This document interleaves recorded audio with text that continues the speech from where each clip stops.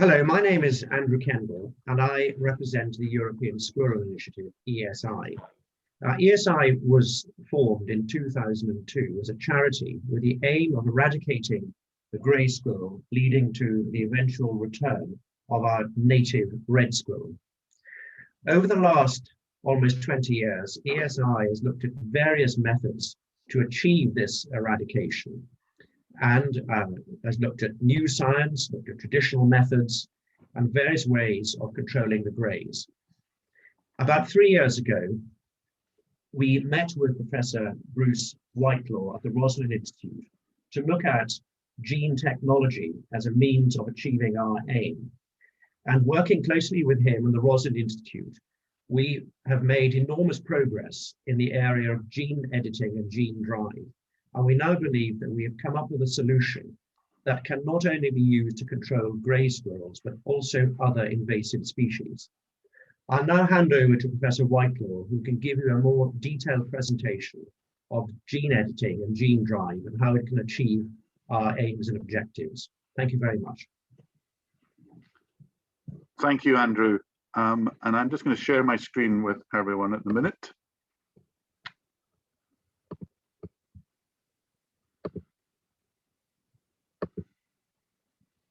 So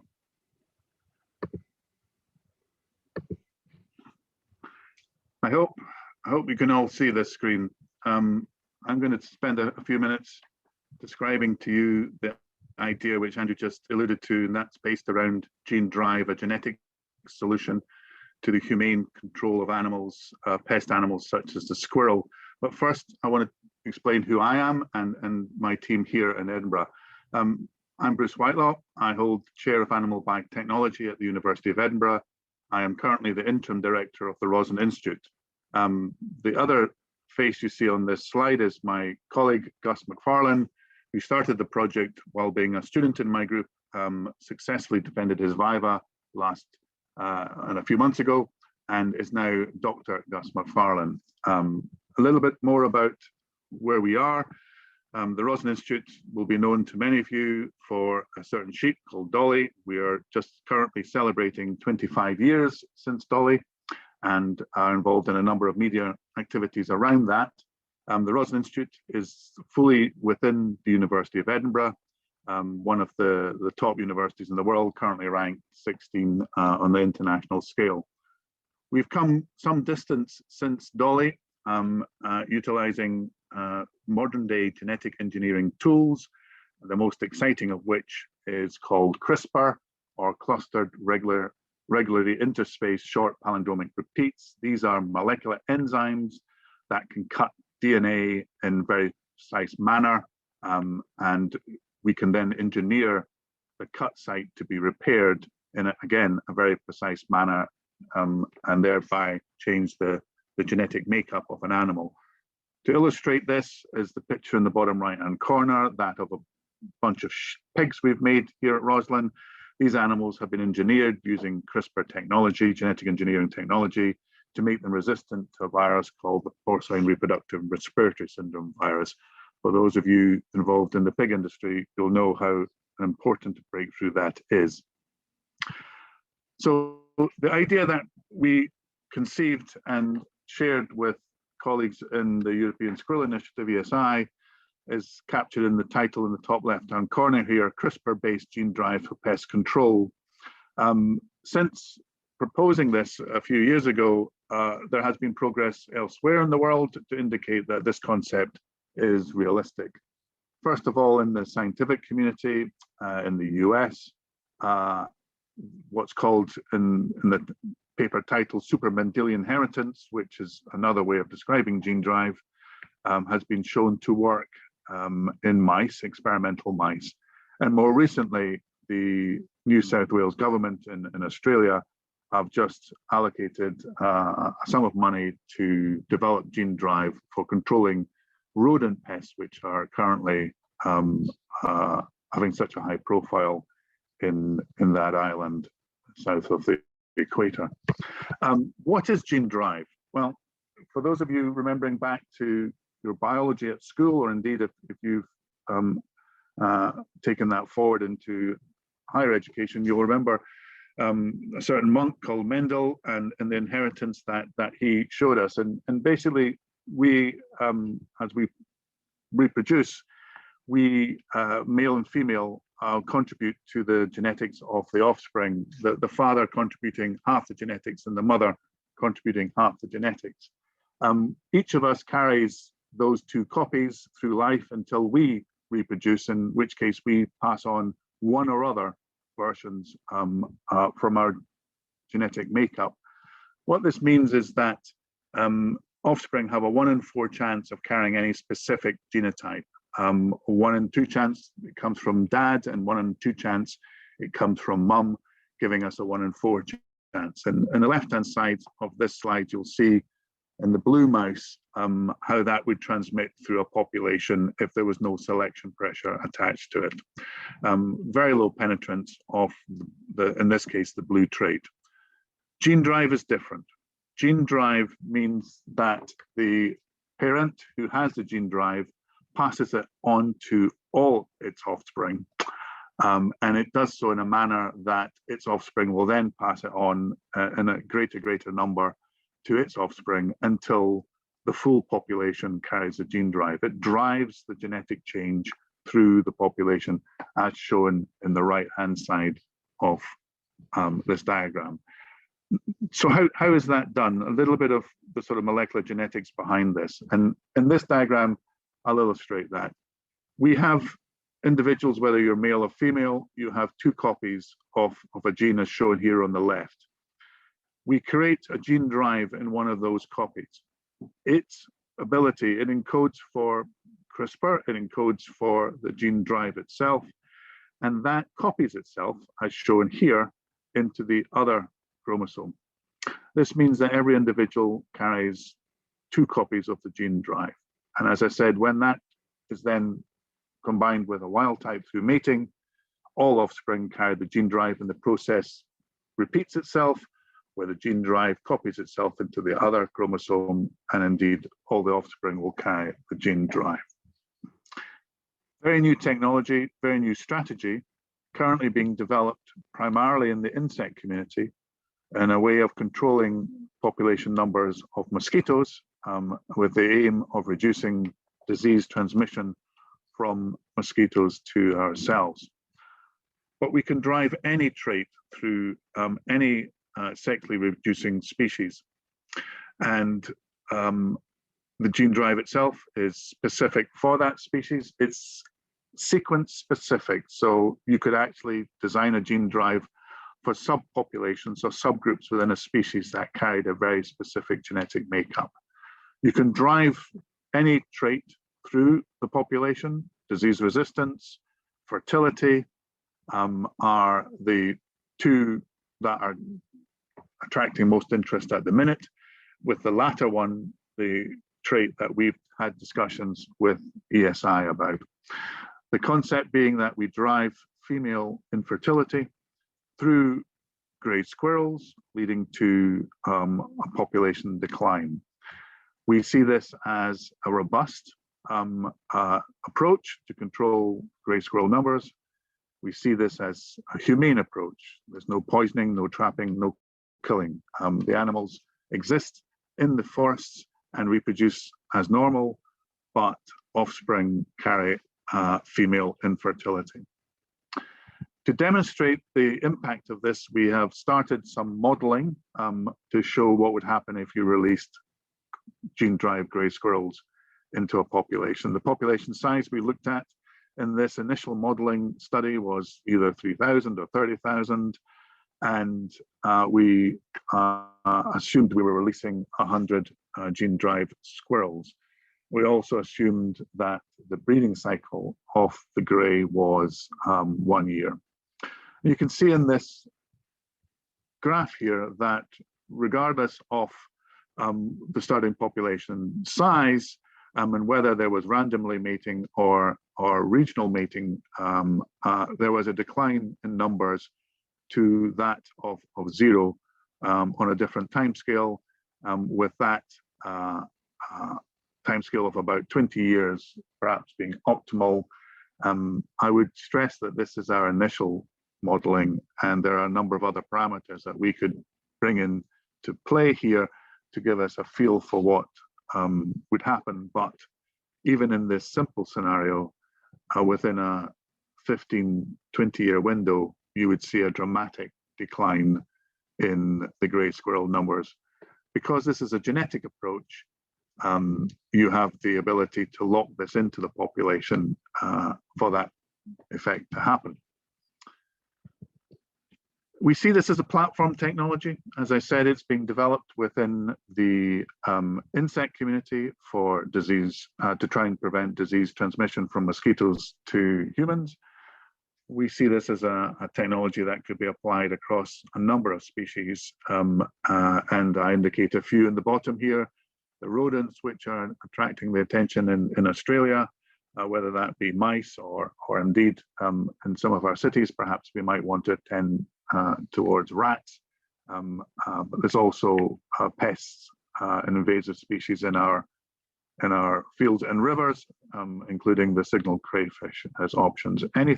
Any animal that goes through a cycle of sexual reproduction, gene drive could be targeted at. Obviously, animals that have a shorter reproductive cycle, you would see the effect quicker. The concept is the same regardless of that reproductive cycle. I will end my presentation here and pass you back to Andrew Kendall.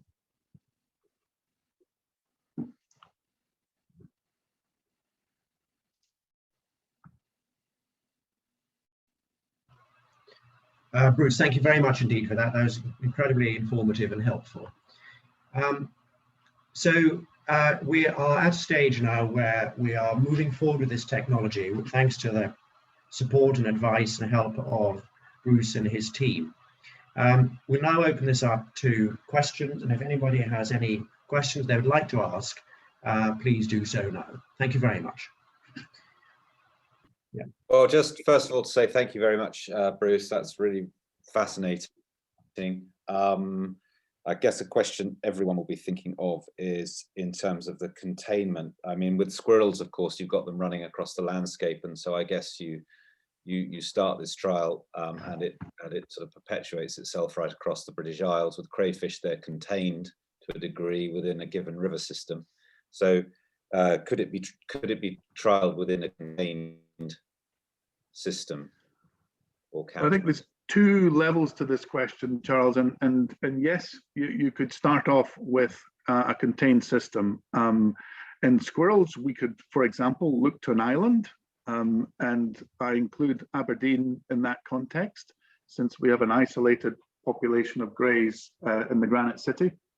And to a certain extent, you know, that geographical containment would be sufficient to contain it, although that doesn't prevent malicious intervention if you were to consider that.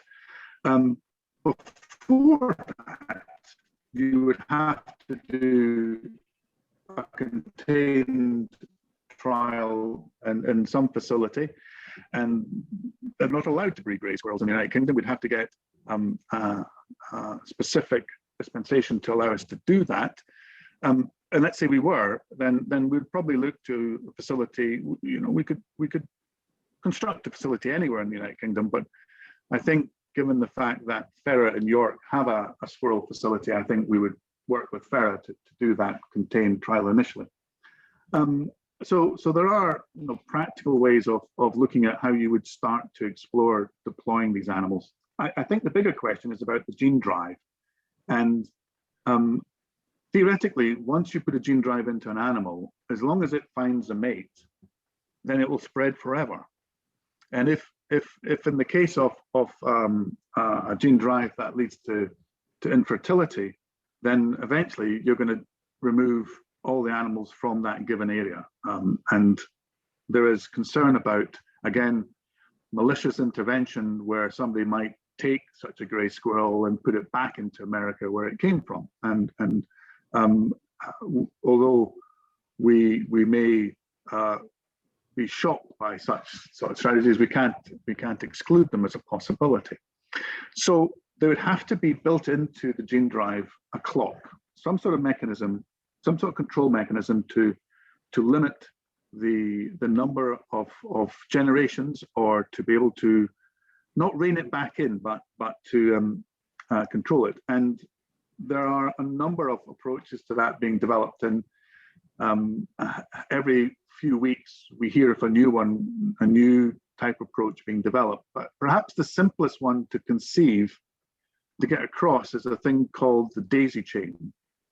And in this situation, you would have a series of gene drives which were probably physically linked to each other, inserted into the founder animal. And your gene drive 1 targets gene drive 2, and gene drive 2 targets gene drive 3. And if you had a daisy chain of 5, then at the 5th generation, gene drive 5 would then stop to function because there was nowhere for it to go. So you could basically dial in the number of generations that the thing would be active for. It's proven. It's been used in insects, and it works. It's quite clumsy from a construction and a genetics perspective for making the actual gene drive, but it works. And there are a number of other approaches being developed. Most recent one.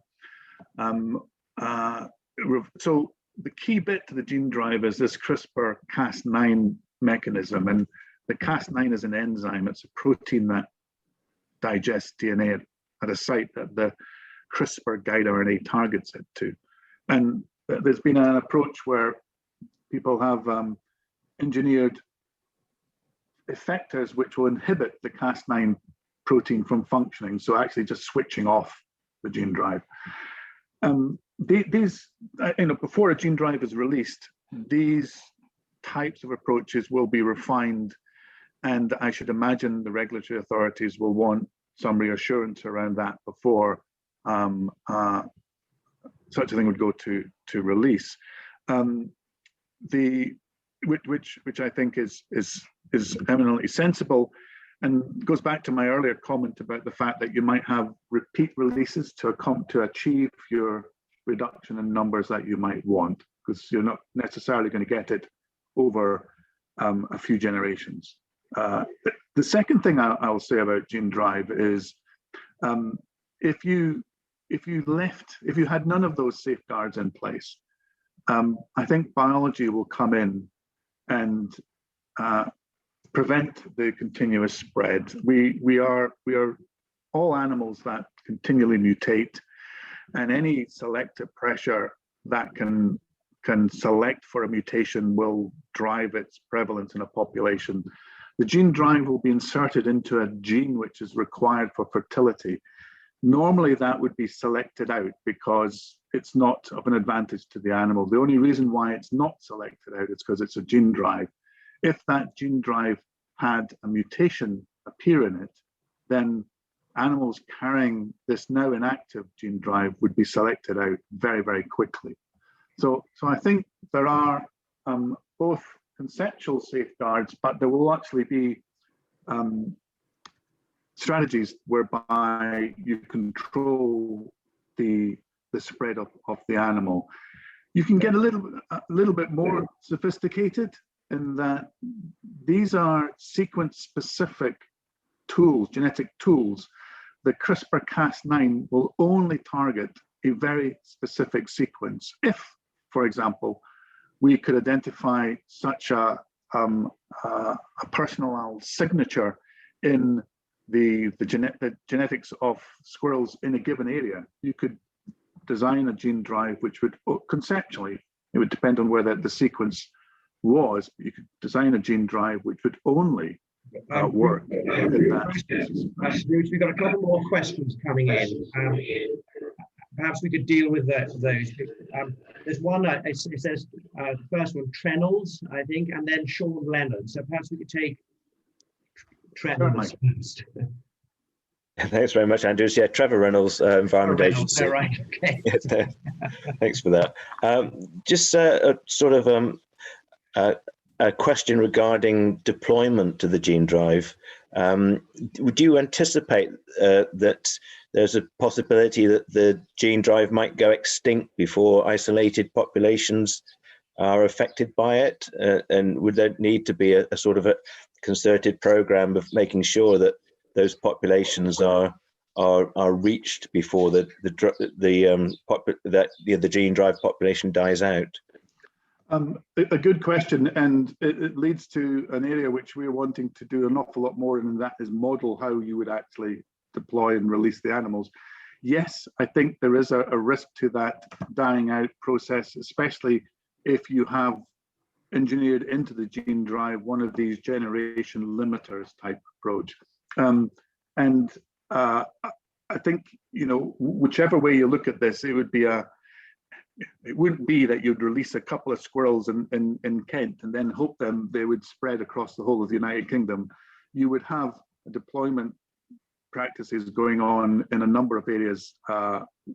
It's both based on the fact that it would take time to spread, even though the animals are mobile. But secondly, you would actually have probably engineered into your gene drive a sort of generation stop point.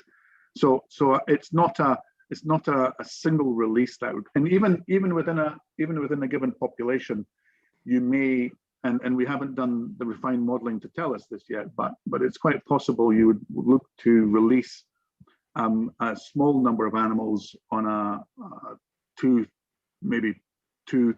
year cycle rather than a large number of animals in day one. And we haven't modeled in the parameters of that yet, but those are options we'd like to look at. Yeah, and then Sean, is that right, Trevor? Sean, yeah. Sean Leonard, yeah. Thank you, Andrew. Thank you, Bruce. That was an excellent presentation. My question was more about public perception, really, and I'm not quite sure this is the audience to address that, but how would we get round the fact that actually lots and lots of the public like grey squirrels? And in the case of signal crayfish, I think there's probably an analogy going back in time in the fish world when triploid trout were produced for a very good reason to stop introgression. But there was a lot of criticism about sort of genetic engineering, genetic modification, and the creation of monsters. I think it's a big topic. I think the current, which is an aspect that Rosalind and I myself get quite involved in discussion with the public, and I'll come back to nuances about the squirrel in a minute. The bigger question is around genetic engineering and technology to do with that. And first of all, I'm an optimist. And obviously I've worked all my life with genetic engineering, so you know which side of the fence I sit on. But there are things which are happening which I believe will give more confidence to the technology. One being DEFRA's consultation on genome editing and GMO, which is happening right now. DEFRA have got the consultation closed a little while back, and we are all waiting patiently to hear what the outcome of that will be with regard regulation of this technology. If you look elsewhere in the world, countries are slowly lining up behind putting in place a evidence-based regulation that would allow this technology to happen, right? So, and I think having robust regulation in place will help in this public dialogue. When it comes to squirrels, and this was before meeting Andrew, actually. It was actually one of the reasons why I thought this would be a very good species to work with initially. I have to admit, not being someone who frequents rivers very often, I was blissfully ignorant about the signal crayfish, but now I know a little bit more about it. The squirrel brings out emotions on both sides of the fence, and we have the Squirrel Accord, a group of many different organizations, all passionate about squirrels from one side, and it's working with organizations like that that I think we can get the message across. But it would need a lot of dialogue, and it would need a lot of discussion. I think initially we can start to have that dialogue around if you accept, and you have to accept in the first place, that squirrel numbers need to be controlled. If you accept squirrel numbers need to be controlled, or signal crayfish numbers need to be controlled, what type of approaches would society want us to use? And this is where I think the humane aspect of gene drive gives us an advantage over some of the other technologies. You're absolutely right, though, Sean. That this is a big. It's not specifically focusing around gene drive or around squirrels. It's much bigger than that. But and when I say optimistic, I'll translate that a bit. Academic and the livestock breeding industries are busy working on exemplar projects like the PRRS-resistant pigs I mentioned, that they are putting through the regulatory systems in some parts of the world, not here in the UK, but in the US and in South America. And the timeline, the probable timeline for getting to the far end of that process is about 5 years. It may be slightly less than that now. It might be 4 years. And at that point, such animals will go into the food chain somewhere in the world. And once you have examples like that, then I think you can start to work on public perceptions. A lot of the fear initially, I do remember seeing a poster of somebody protesting against genetic engineering, and the poster said, "Don't eat DNA." And you know that's a very severe diet, and there are elements of misconception around, and we have to counteract them with examples rather than promises or hopes. And certainly the animal genetic engineering field has been bestowed by many promises and many hopes, but it's now got examples, and I think the squirrel and a number of other pest animals, I think, are great for that. So, but it is requiring that dialogue. It will be quite informative. Well, it'll be extremely a big step. Will be DEFRA's consultation, the response to DEFRA's consultation that's coming out. So I see there are other hands up. Yeah, I think the next Rupert Houghton. Hi there. Yeah. Thank you very much. That is all incredibly fascinating. I did actually miss the first part, but I came in for the second. I just wanted to kind of add on a point you've already mentioned, which is about the I can't remember specifically how you termed it, but the kind of the people who potentially be moving things around out of your control. And I suppose, I mean, I'm assuming that this has been heavily thought of already, but just to say that from my experience with signal crayfish, and I think the collective, I'd assert the collective understanding of the management of signal crayfish in the UK is that there's this horrible, it's always been handicapped by this unknown quantity of people who are trapping without license. And so that amount, I suspect that should any kind of release happen, that it would be a huge unknown quantity in terms of the movement of any modified organisms. I'm so sorry that someone's coming to collect a hire car key. But that is my question. Do you want me to answer that now, or do you want to hand the car back and I'll get you in a minute? Why don't we go to, I think David Heaver is next. Yes, I have no hire car, so we're fine there. My question is slightly tangential, Bruce, and I wonder whether you had considered seeing whether it was possible to genetically engineer a Phanomyces astaci, which of course causes plague, and that is of course the principal engine of white-clawed crayfish decline in the UK. It's less about St. Patrick competition, although that is an issue for them, but most white-clawed populations are wiped out by plague. Now the level of infection in signals ranges from sort of like 80 to 5%. So it's not a constant impact. But the reason, as my understanding is, that signals don't succumb to it is because their carapace is considerably thicker than white claws, and the fungus lives in their carapace but isn't able to extend into the muscle tissue. It is a metabolic byproduct of Phanomyces that acts as an oxygen scavenger in muscle tissue. And it always occurred to me, if you could engineer a Phanomyces to have much longer hyphae, so that it penetrated into signal muscle tissue, you could turn the plague on themselves, which has some sort of poetic justice, if nothing else. So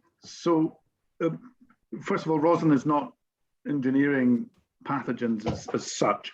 Other academic organizations are, and so therefore, yes, conceptually, you could engineer this pathogen to be more effective. But I go back to our PRRS-resistant pigs. What we have done is we've just slightly changed the gene which prevents the virus from replicating and therefore causing the disease. You could have done it the other way around. We could have, if we knew how to, we could have engineered the pig to be more susceptible to this virus. And this is perhaps touching on what you're alluding to. Rather than engineering the pathogen, you could actually engineer, you could drive through a population susceptibility to a pathogen. Yeah, that would work. And have the same effect. It would all revolve around, or put very, very succinctly, we would have, I think, a very good educated prediction of a number of genes that might be able to be involved in fertility. We probably have no understanding of how to make the crayfish more susceptible. So there's a chunk of basic biology that have to be done there. But conceptually, yes, you could engineer the pathogen to be worse, or you could engineer the host of the pathogen to be more susceptible. Okay, thank you. Bruce, do you want to go back and answer Rupert's question now? Yeah.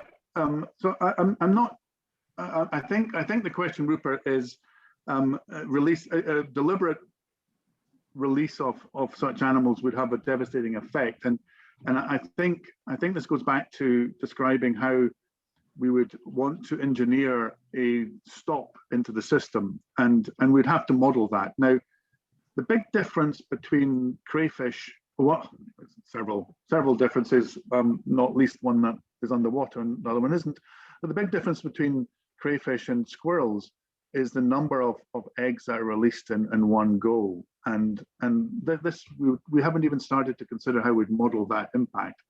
My hunch is that that's a great advantage for driving, in this case, fertility, let's say, through a population for the squirrel, for the crayfish. But it would also be the same in that if it was deliberately released, it would have a quick impact. So I suspect we'd have to look very closely at the number of generations it was active. And if there was a deliberate release, it would be a time-limited impact, but it would have an impact. And unfortunately, there's no way of getting around malicious use of a technology beyond capturing the culprits after they've done it. Sorry, the final part of my question, which was cut off by the hire car people. I suppose the point I wanted to make is, I mean, that consideration, I think there's essentially almost like a social science component to it, which is trying to understand. I think we don't really have a handle on these illegitimate movements of things, and I totally think that that's a variable within any modelled estimate of what your half-life is for these for the gene drive. Basically, is trying to incorporate that human element. Yeah, I think that's what I was. No, I absolutely agree with you, and I think we've done a very simple initial modelling to show that to get a feel for the timeline for those numbers. We haven't done a range of release numbers. We haven't looked at different geographies and different population densities in any real. So it's very early on in the modelling. Behaviour of not only landowners and the geography that you're in, and the behaviour not only of the impact of releasing it, but the precursor to releasing it and how you communicate that to help is a large part of how we have to take this forward. Absolutely agree with you. Absolutely agree with you. I think we've got a question from Eddie. Yeah, Eddie's next. Yeah. Sorry, I'm Eddie DeVere, so rather anonymous title on my screen, and I represent Axevale's Rivers Association, which is the Dorset Axe and catchment. And there were two. Obviously, our biggest problem is the signal crayfish, but not our only problem. We have many invasive species here, including balsam, but it was just really a thought about the public perception of grey squirrels. I mean, I never really consider a grey squirrel as a squirrel. I remember squirrels being red squirrels, and as they're rodents, I think I think of them as tree rats. So what I was going to say is there an idea with dealing with the public perception of grey squirrels, some sort of plan alongside the culling of grey squirrels, where there's information about what squirrels really are, which is red squirrels, and also a plan for boosting reintroduction to red squirrels in areas which are being cleared. And so as a sort of PR, I mean, not only a PR thing, but getting back to our natural state. Perhaps, Bruce, I could answer that question. Okay. That's right, Eddie. One of the things that ESI has done over the last 20 years is conduct opinion surveys every 2 or 3 years. And there is a huge level of support for controlling grey squirrels, surprisingly, or maybe not surprisingly, but in urban populations, in all sectors of the community, there is a significant majority in favour of some form of control.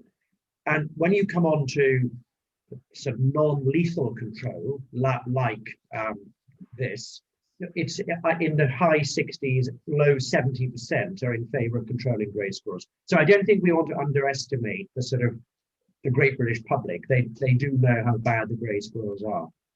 I mean, hand in hand with this, we are looking at ways of reintroducing reds, and we are working very closely with somebody called Craig Shuttleworth, who had a very successful reintroduction campaign on Anglesey and other parts of the country. And the reds do come back surprisingly quickly once you remove the greys. So there is a sort of hearts and mind exercise going on at the same time.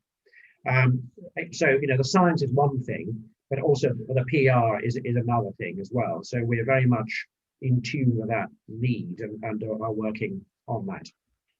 Thank you. Yeah. Just as an extra comment to that, there hasn't been a gene drive released anywhere in the world. There has been genetically engineered mosquitoes released across in the States. And the company involved in that was Oxitec, British built, but sold to the Americans. Prior to the release of the mosquitoes, there was an extensive public interaction, and indeed, at least half of that company is involved in that public dialogue to bring that local community and other communities along. So this would be needed within the gene drive squirrel crayfish scenario, but we can also rely on these other activities starting to pave the way for that public dialogue, if you want to know. I think Gareth next. Gareth Pedley. I'm from the Wild Trout Trust. I work with Sean Leonard. It was just back to one of the previous points about the engineering the plague to make it more, potentially more effective on the signals. That sounded like exactly the sort of thing that would get opposition. Messing with a pathogen, but also anything that's going to increase the prevalence of a disease in the wild population of signals is potentially going to massively backfire if that then makes a greater chance of it getting into the native populations. It just seemed like a kind of potentially counterproductive thing. It's not looked at. No, I would absolutely agree with you, Gareth, and let me just re-emphasize that, and I think not only, I think there'll be a lot of we are currently living in a pandemic, and there are a number of people in the world believe the pandemic was deliberately started. It's not a sort of dialogue that you want to have. The gene drive itself is absolutely specific. If we put it into greys, it will affect the greys. It won't affect reds. It won't affect any other species. We could even make it only target subpopulations of the grey. And I think engineering the host, maybe to be more susceptible to a pathogen, is a way to think about this, rather than the pathogen itself, because you can't carry the specific, as you indicated, you can't carry the specificity if you engineer the pathogen. It's going to infect others. And I think from a regulatory perspective, that is the way to go. To go back to the question that I think it was David raised, there are people looking at how, using these types of tools, the genetic engineering tools, to understand pathogens, and that can certainly be done. And indeed, as these tools and other tools have been used to generate the vaccines, which we're gladly having pumped into our arms.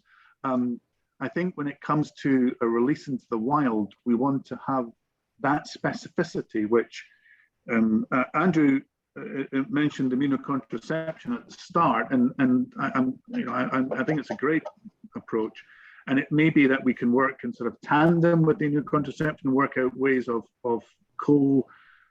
co-using them to control numbers, but it's not specific to the grey squirrel. Anything that picks up that pellet or whatever it would be delivered in will be rendered infertile.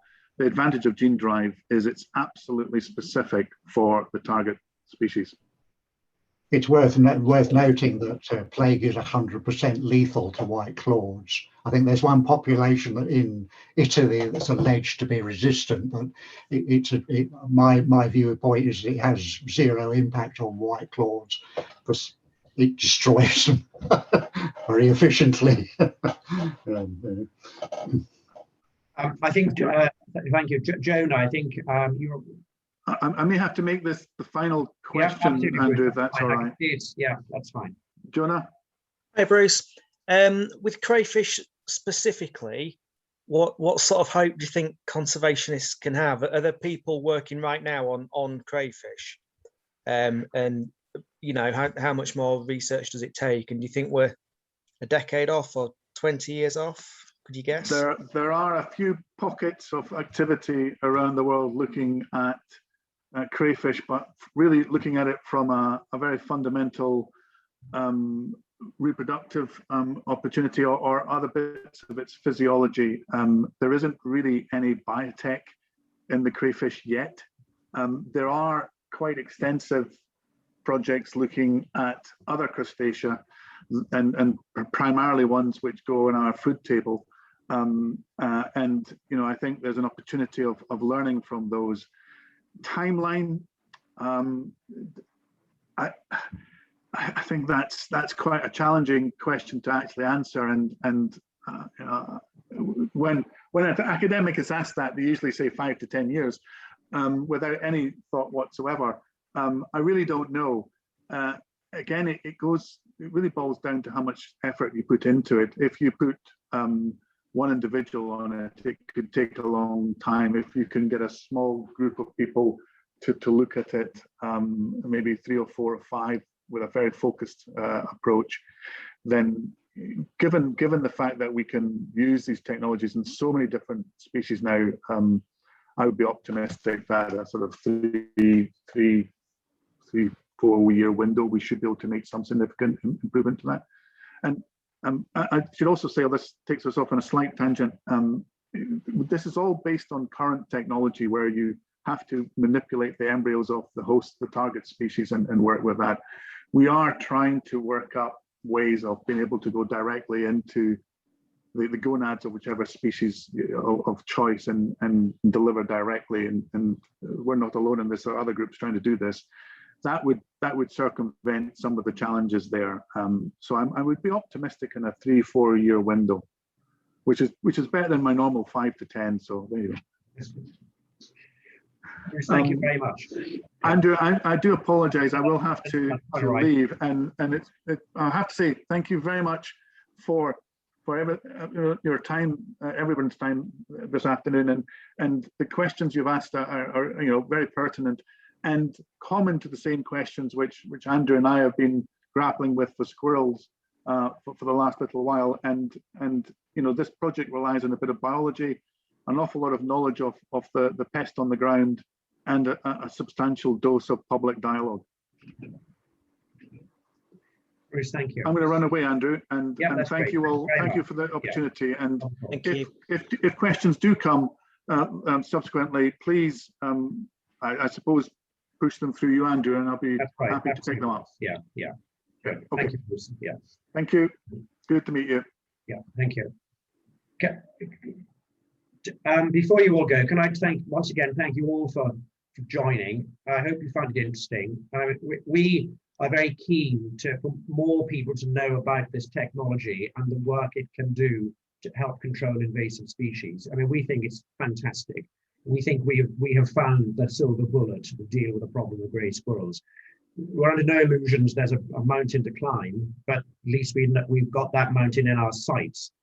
And if it works for crayfish, which I believe it will, that's fantastic. And the more organizations that can push in this direction, the more likely we are to get governments to take notice of this as a solution to invasive species, which cost this country and the world a huge amount of money and do untold damage to the environment. So, this is a fantastic opportunity to encourage government to take up the cudgels on our behalf.